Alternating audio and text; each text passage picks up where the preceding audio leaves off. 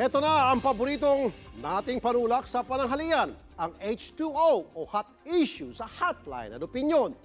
Hot issue ngayon, kauna-unahang oplantukhang sa dalawang exclusive subdivision sa Makati kahapon sa wakas.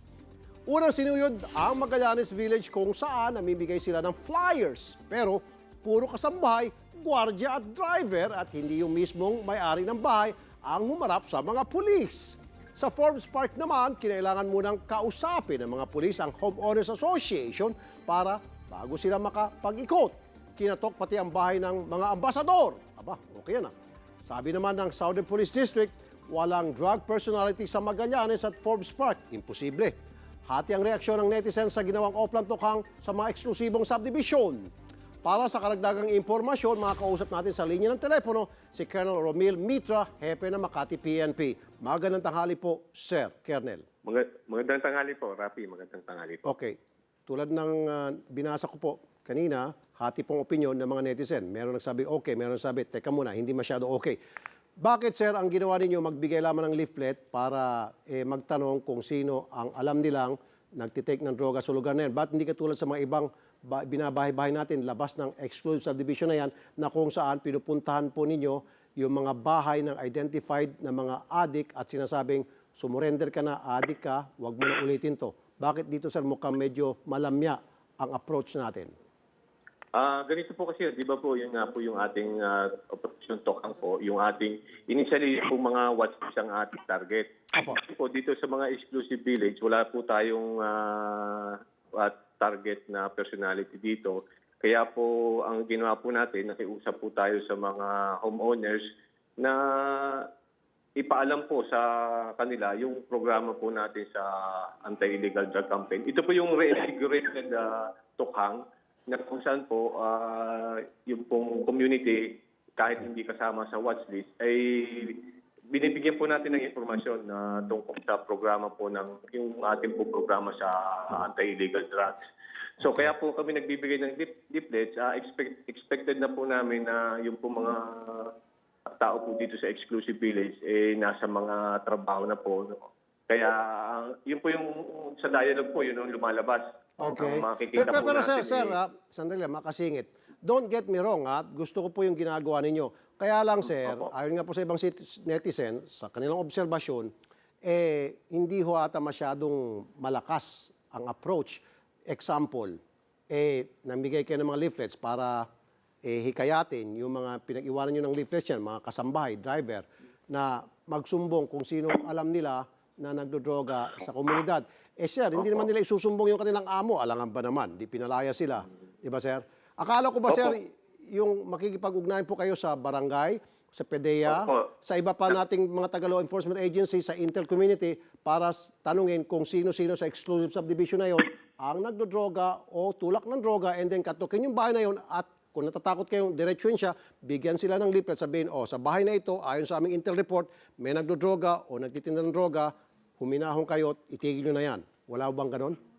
Nagkaroon po kami ng dialogue. Nandun po yung PIDEA, yung pong barangay officials, and then yung homeowners, at saka po yung mga polis natin. Yes, sir. At yun nga po na pag-usapan, nag-set up po kami ng date kung kailan po lilibot sa kanilang community para Yes, nga po ipaalam yung ating programa sa drugs. Okay. Yung po mga leaflets, iniiwan po natin sa bahay-bahay. Okay. Nandun po yung mga contact numbers ng ating kapulisan, ng Okay. ating barangay officials, ng Okay. PIDEA po. Okay. Para po kung may mga impormasyon sila, madali po, meron po tayong open po yung communication natin sa kanila para po mapabigay alam sa atin kung ano yung mga nalalaman nila po. Ganun po yung Okay, isa pa, sir. concept po ng operation. Opo, di tulad po sa ibang mga bahay-bahay, komunidad, outside the exclusive subdivision, na kung saan very cooperative po yung mga barangay chairman. Dito ho ata, ang balita ko, hindi na po cooperative yung chairman ng nasabing subdivision, maging po yung presidente ng homeowners, yung mga samahan, hindi ho ata masyadong gusto na sila ho'y na-istorbo at inuoplantukhang yung kanilang komunidad. Tama ho ba?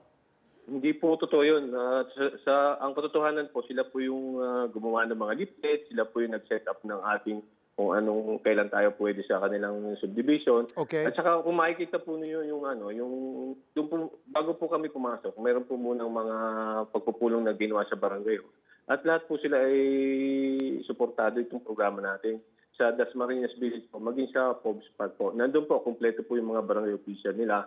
And then yung homeowners po, nandun din po yung mga... Okay.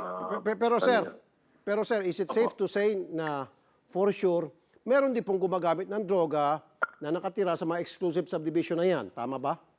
Opo, hindi naman po natin sinasabing wala po. Kaya nga po tayo nagbigay ng leaflets kung meron nga po sana kung meron nga pong gumagamit doon ng drug, sana po may bigay sa kapag bigay alam sa atin po, binigay natin ng contact numbers.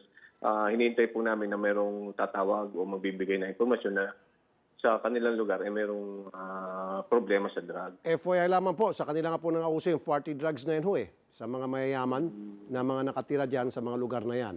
Although hindi naman lahat, pero karamihan po sa kanila, gumagamit po ng party drugs o dili kaya hindi po shabu o cocaine pa, mas mataas na kalidad. Anyway. Opo, yun nga po inaasahan natin. Hopefully, dito nga po sa ginawa nating pagbibigay ng leaflets at pakipag-ugnayan, meron po tayong matatanggap na information after kung nga po na nangyari. Sige po. Maiba naman po tayo. Meron daw po kasing mga report tungkol po sa bomb threat sa City Hall ng Makati. Ano na po bang naging aksyon nyo tungkol dyan? Kanina po, minatang tanggap akong tawag kay City Admin at na pinabaka po lahat ang mga kawani doon po sa Makati City Hall. Opo. Meron nga daw pong tumawag na may sasabog. Kaya nga po pumunta yung ating EODK na yung dalawang team natin. Yes, sir. At yung dalawa pong K9, nagkaroon po ng paneling sa buong Makati City Hall. At salamat naman po at wala naman pong bomba sa lugar. Okay. Ligtas na po yung mga tao doon. Thank you po. Maraming salamat po sa inyong oras sa amin. Colonel Romil Mitra, Hepe ng Makati PNP.